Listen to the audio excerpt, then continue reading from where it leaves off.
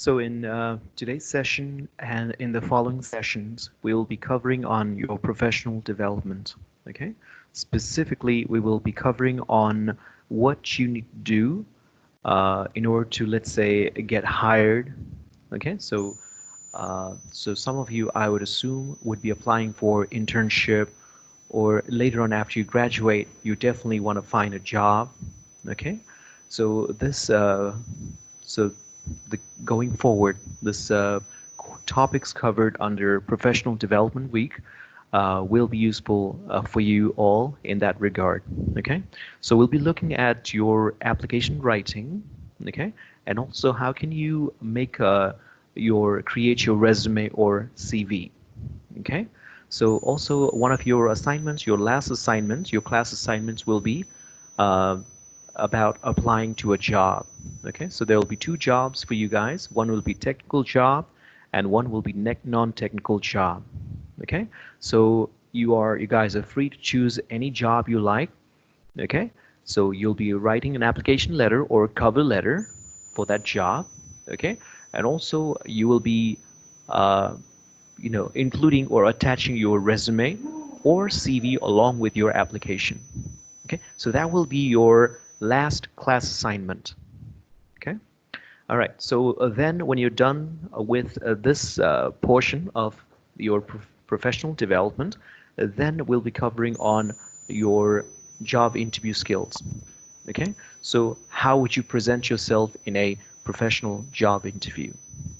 Okay, so we'll be looking at different aspects of job application and job interview. Okay, then pretty much your course will be done. So up to now, before your midterm, it was more your personal development, right? So we covered on emotional intelligence, your NLP, different uh, techniques, right, that you learned, and different styles of communication, like assertive communication, transaction analysis. All of these things would constitute what is called your soft skill, right? So in today's world, employers are more and more looking for like a potential applicants with a variety of soft skills. Okay, so hard skills would be your technical knowledge that you achieved through, let's say, enrolling in a college, university, or attending, completing your training program, right? So these would be your hard skills. Let's say you guys learned about programming in a Python language, right? And you guys also learned about different computer architecture and all of these courses that that you took in your core courses that you took as part of your curriculum. Okay, so these would be your hard skills, and the skills that most of these skills that you learned in this course would be what is normally called soft skills. Okay, so these are also equally important in today's world. Okay, so the hard skill will basically determine if you can do your job or not. Soft skill would basically tell your potential employer if you can be an effective employee or not. Okay, all right, so let's move forward with today's session.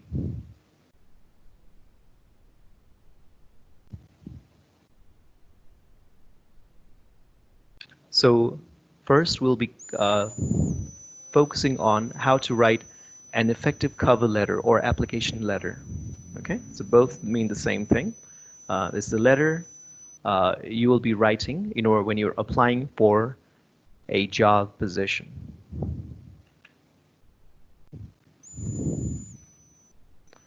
Okay, so with regards to the purpose of your application letter or cover letter, there are three primary purposes. Okay, so basically to make it evident to your potential employer that you are interested in that particular job position. So let's say you see a job position in mirojob.com, right? That's a pretty popular job portal in Nepal. So basically let your potential employer that you're really interested in that job position, and how are you qualified for that job position. Okay, and also why are you interested in that particular company. Okay, so these are the three primary purposes of why you would be writing your application or cover letter. Okay, and your cover letter should kind of make it clear about these primary objectives or purposes of application letter. So going forward, okay, so these are other purposes of cover letter. Okay, so for example, if you have gap in your education, so you took 1 year off maybe, all right, or you have like a gap in your employment as well for any reason. Okay, so if you feel like you need to include them, then you would be including them in your cover letter.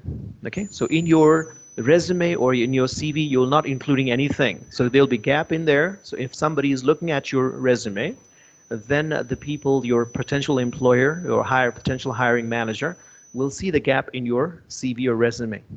Okay, so if you feel like you need to explain about them, then definitely you can use your cover letter to basically let them know why you have the gap in your resume. Okay, so these would be, again, if you do that only if you feel like it or if you have the need to it. Okay, so oftentimes, it's up to you. Okay, so definitely this thing will come up in the interview if you are selected for interview. But if you have a significant gap in your education or employment, you can choose to disclose it in your cover letter. Okay, so normally for grades, okay, so if your grade is like a 3.0 or higher out of 4 GPA, then you would mention your grade in your resume or CV. Okay, so if your grade is lower than 3.0 average, okay, so then you will not include your grade in your CV or resume. Okay, so a place where you can mention that if you need to, okay, then that would be your cover letter. But normally you would not bother with that. All right. So let's say you saw a job advertisement, and you happen to talk with someone in the company. All right. And for some reason you got the information that you are expected to, if your grade is lower than certain GPA, average GPA, then you are expected to basically explain about that in your cover letter, then explain it. Otherwise, you don't need to. All right? These things would come in the job interview regardless. Okay? Another reason, another purpose for your cover letter would be if you have any health issue or disability that would kind of affect your employment at that company. Okay, so again, this is also voluntary.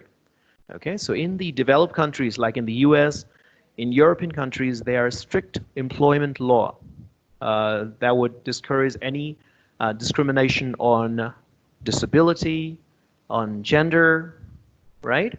So normally you don't need to cover any of your, if you have any physical issue, all right? You don't need to cover, you don't need to include in your cover letter, okay? But if you have something that would kind of affect the employment, okay? The nature of the work or the employment is such that because of your health issue or disability, then it could be affected, okay? So use caution, however. I'm saying that if you really, really have to include it, then include it. Otherwise, you don't need to bother with it. Okay? These things like bad grades, maybe, okay, your health issues, your disabilities, or even your gaps in your employment, these would come in the interview phase, regardless. All right? So if you have already talked to someone in the company, and if they have mentioned something, if they have alluded to these things, then include it. Otherwise, use your caution, use your better judgment of whether you should include them or not. All right? Okay, so I think it should be clear to you guys. Okay, so the primary purpose would be to express your interest in that particular job position, to express your interest on the on the company itself, okay, and to basically highlight why are you a better candidate, why they should hire you, okay, instead of like maybe hundreds of other potential candidates would be applying for the same job position. Okay, so that's the primary purpose of the cover letter, and these are the secondary or tertiary purposes, which for the most part you can skip as well. All right. Okay, so let's look at some of the tips for writing your cover letter. Okay, so cover letter should not be a very long letter. Okay, although it is a business letter, okay, in business format.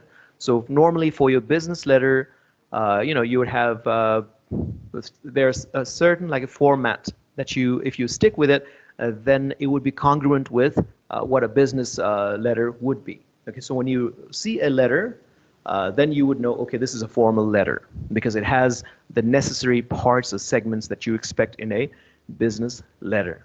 Okay, so for your cover letter, for your application letter, don't make it too long. Okay, so oftentimes these companies, when they advertise job position, they would get like hundreds of applications. Okay, so the person who is reading your application may not bother reading every words in your application or cover letter. Okay, so be assertive, be to the point, okay, and don't use unnecessary colorful languages in your writing. This is not a creative writing. It's a technical writing or professional document. Okay, so be professional, be to the point, try to be concise, try to be precise, okay, and look for accuracy, look for any errors, grammatical errors, okay, in your writing, punctuation errors, spelling errors, look for all of these things in your writing, okay? So just imagine yourself as being a hiring manager for a company. And if you get like a cover letter or a resume filled with errors, okay, so would you be inclined to even calling that person for a job interview? Okay, I think there will be some reservation on your part. Okay, so definitely put some effort into writing a cover letter. Okay, so also use plain English, simple English. Okay, as I mentioned before, don't try to impress your potential employer with lofty words. All right, so these may come up as something different. You may want to impress the hiring manager, but it may have some like opposite effect. All right, so you guys learned about assertive communication. Okay, so try to be assertive in your cover letter as well, since this is a formal business document. Okay, so we'll learn about power words in the coming slides. So power words are basically, it's like executive words, okay, action words that put you in charge, okay? So that shows like what you did, okay? So there'll be other slides where where you learn about how can you basically make your application letter or even like cover letter or resume more powerful. Okay, and power words will do that. All right, and also write in more like put yourself in charge in active style. All right, so it becomes more when your potential hiring manager is reading your application letter, it will be not that boring. Right? Okay. And also limit these sentences that starts with I. Okay, it's not saying that you can't use I. Okay, you can use I in your application letter. It's just only in the resume and in your CV that you should not be using I. Okay, but in your cover letter or application letter, it's okay if you use I, but don't overuse it. Okay, because oftentimes when you include too many I's in your application letter, it comes out as like a self-centered. You come out as a self-centered person. Okay, that means not a team player. All right. So again, there may be others ways that you can reword your sentences to limit I. Okay. For example, let me give you an example. So let's say this is included in your resume. Okay, for example, during my employment at Chaudhary Group, okay, I worked in a new system called Genesis. Okay, here I used the I here one time. Okay, so if I want to limit the I in every single sentence afterwards, then I will need to reword my sentences. Okay, for example, this system used Java programming language, and it further enhanced my programming experience. Okay, so that way you can explain further without resorting to I in every sentence. Okay, all right. Okay, so let's look at the format of your cover letter. Okay, what should you be including? So this will be your paper cover letter. Okay, some employers, especially government employers, may expect you to send in a formal, like a written letter that's like typed and printed, right? So this is with regards to that. So we'll also look at what should be the format of your cover letter if you're sending it via email. So more and more companies are resorting to email submission for application letters. Okay, that's we will do afterwards. So when we are done covering for the formal paper application, then we'll cover on the email application. Okay. So the first thing that will go in your cover letter would be your information. Okay, so this can be on the right or on the left. Okay, it makes no difference. However, if you are including your information on the left or on the right, the date should be included on that part. Okay, underneath your information. So don't write your information on the left and only date on the right, or your information on the right and only date on the left.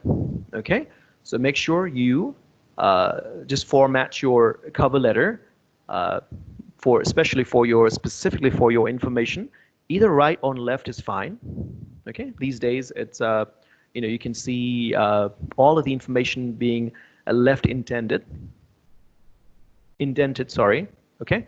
So make sure you follow this. Okay, either left or right is fine. Okay, so after you have mentioned your information, okay, then include date. The date when you're writing your cover letter. All right. So after that, you will include with a space. If you are including this on the left side, make sure there is like a white space between the information, your information, and the information of the recipient. Okay, don't write without any white space, because that can be confusing to your recipient. All right, so after a white space, then put the information of the receiver with the name, okay, and the information. Address maybe. Okay, all right.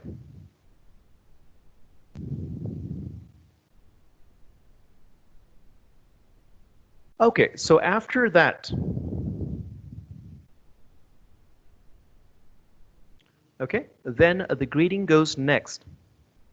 Okay, so you can just say, dear, okay, Miss Joshi. Okay, so with regards to the greeting, there's a few rules here. Okay, so if you are following the British convention, okay, then your greeting will end with a comma. All right, so you can see the example here, dear Miss Joshi. All right, then there's a comma. For American English, now if you're using American convention, okay, only personal letters will use comma at the end of the greeting. Okay, for professional letters, you can use a colon. Okay, colon can be used for professional correspondence. Okay, however, if the recipient is not specified, for example, dear sir, madam, okay, so you may not need any of the punctuation mark. All right, okay. So, however, in today's context, employers, they like to see that you have done some research about their company. Okay, even when you're writing application, they expect that from you. So if possible, do some research. These days, companies are online. They have their own websites. They have like social media presence, all right, footprint, where you can get information about who will be reading your application letter, all right, if possible, get the name of the person who would be accepting your application. Okay, so it's a lot personal if you use, let's say, if you say, dear Mr. Smith, rather than saying, dear sir, madam. All right, that sounds pretty vague. You don't even know the gender of the person who would be receiving your cover letter. All right, if possible, okay, if you have a friend working in that company, talk to that friend, get the information of the hiring manager or whoever will be accepting your cover letter. Then use the address in, when addressing the person, use that in the greeting itself. Okay, it will feel a lot personal, and you can create that sense of connection right away. That's that sense of rapport we talked about. Okay, if a letter comes to you, addressed to you, it becomes more personal than a letter that is, addressed very vaguely. All right, so use this. Try to use this convention in your business correspondence. All right, so after you have written the greeting in your correspondence, in your application, okay, then you will mention about the job position. Okay, so put a white space, and after the white space, put the job position you're applying for. Okay, for example, Java engineer. Okay, then go through the body of your application or cover letter. So firstly, in the first paragraph, you would be creating the pretext.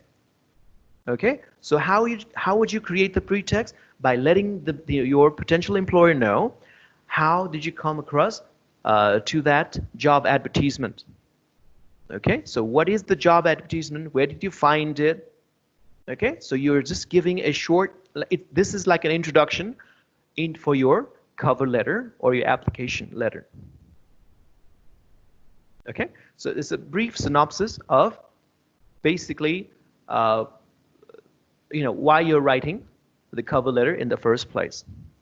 Okay, normally you would say, I wish to apply for the Java position as advertised in whatever the source is. Okay, you may even include a date if there's a date, or recently. All right. Okay. So if you are, for some reason, if you are not applying directly to your employer, to a company, and if you're applying through your recruiter, for example, some of the recruiting companies would accept a general application, and they would see which job position would be suitable for you, okay, and they would route your application that way. If that's the case, then you don't need to specify the job position, okay? Just omit the job position if you're writing to a recruiter, okay? All right.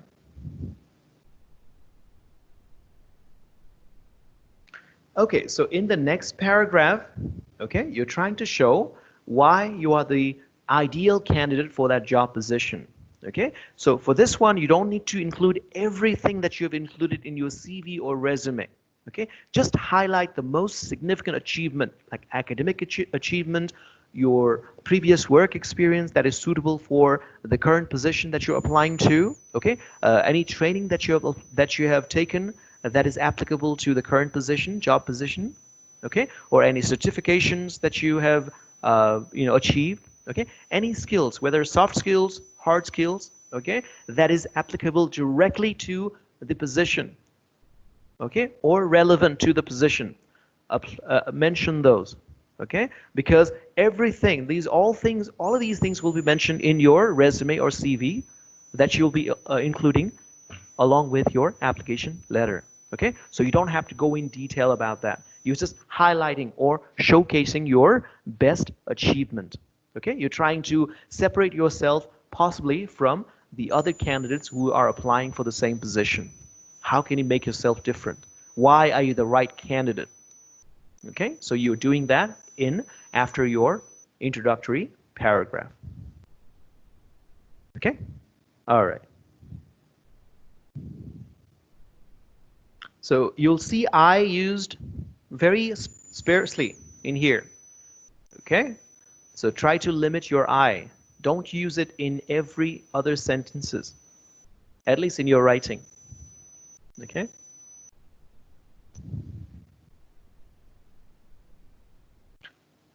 Okay, then mention, okay, why would you like to work for the company? Why would you like to work in that job position? Okay, so for this one, I expect, the potential job candidate to do some research. Okay, to do some research. Usually in a job advertisement, they would include the duties and responsibilities in the job advertisement itself. Okay, so maybe those are the you know the that's the type of work you have been looking for, you know. So and you would be very much passionate or very much willing to do that kind of job. Okay, so after you have mentioned why you are the right candidate, then mention why you would like to work in that job position. Okay, then explain why that company is the right company for you. Again, do some research with regards to the company. Okay, go through their website, go through their Facebook page. What can you see? Okay, as the company is looking for something that would separate you from the rest of the applicants who would be applying for the same job position, you are also trying to work for a company that is better than other companies, that is separate, that is very distinct from other companies. What are those things? What separates that company from the XYZ companies? All right, so do some research. This will be useful if you're selected for the job interview. Okay, so in the job interview, it's not always a one-way street. Okay, usually towards the end, your the company hiring manager or whoever's taking your interview, they would give you an opportunity to ask question to them as well. Okay, and definitely, your potential hiring manager would be interested in knowing or getting some information from you that would reflect that you are really interested in working for that company. Right? So do some research. However, don't try to sugarcoat in your cover letter. All right? Be factual. If you can't find the information somewhere, don't include it. All right? There will be irrelevant information. Okay? You don't need to make your cover letter longer. A one-page A4 size sheet document is enough for a cover letter. Okay, for a normal cover letter. All right? So don't try to be wordy.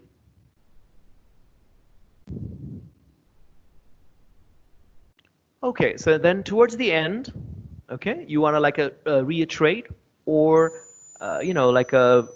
again tell your potential employer why you are a best candidate for that job position and also for that company. All right, so just this should be very short paragraph. Okay, usually one line or two lines only. All right, don't make it too long. You've already explained why you are the best candidate for that job position, why you're interested in that job position, why you're interested in our company. Now you are trying to close your application or cover letter. This would be like a closing paragraphs. Okay, this would be where the pleasantries would be shared. Okay, some people may mention they expect for the interview phase something that would hint that, okay, or they are available for interview these days, okay, because maybe they are busy other days with their work. Okay, so these things would be included towards the end of your cover letter. All right, okay. So then would be the closing salutation. All right. So so for your paper application, okay. So after your name, so when you say yours sincerely or best regards, okay, or yours faithfully, then you would sign your document with your written name, okay, below it, okay. So for email application, you don't need to include signatures. You can't possibly write signature, although, these days some companies, if you're sending like a professional document, some may like include signature like in a picture format, okay? But you really don't have to bother if you're sending email application. And with email application, we'll cover in the next slide, okay? So this would more apply to your paper application, okay? Your formal business document cover letter, okay? All right. So any questions with regards to cover letter or cover letter format from you guys?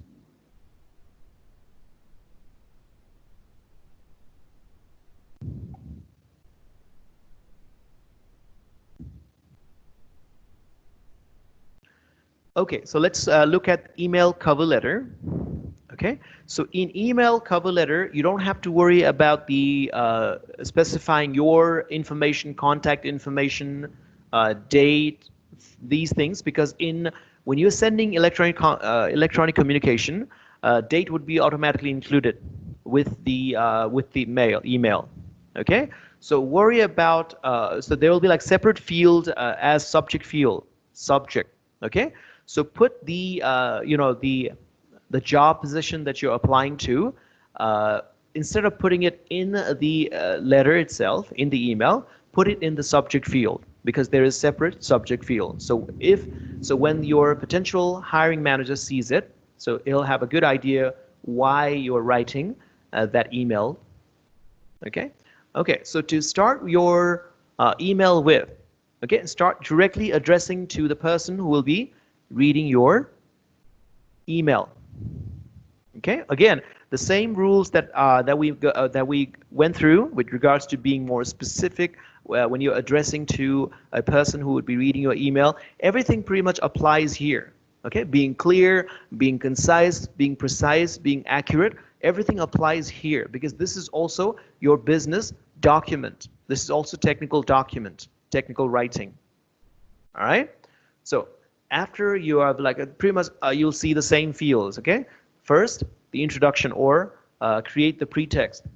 Okay, what job position you're applying for, where did you see it, and in a short way, like how you think you are the suitable candidate. Then in the next paragraph, you are explaining why you are the best candidate for that job position. Okay, then after that, you are showing like why you like to work in that job position and why you would like to work in that company. All right, then you would start with your closing paragraph. Okay, so follow this format. Then again, like towards the end, your ending salutation, your name. Okay, you don't need to sign it, and your contact information. All right, so this would be your email cover letter. Okay, all right. So that's basically what I have for you guys for application or cover letter. Okay, so for big companies, you'll have like normally what you would do is there will be fields like when you go to the application website, job application website, right? So there will be fields there, like a name, it will be like a blank space there where you would type your names and all that. And then towards the end, there will be fields like where you could attach your documents, all right? So that's where you would attach your cover letter and your resume or CV. Okay, sometimes what happens is employers are not interested in cover letter, okay, but you'll find that they would require, oftentimes you would find that you will have that they're expecting both the cover letter and a resume. So when I say resume, it's more the American way of basically highlighting you. It's showcasing you for your professional job position. Okay, possibly. When we say CV, it's more like British way. It has like a lot more information, like detailed information than your resume. Okay, a resume is tailored for a particular job you're applying for. CV is a general document. Okay, CV would have a lot more information a lot of detailed information, including your interests, your hobbies. Okay. So, okay, guys, do you have any questions?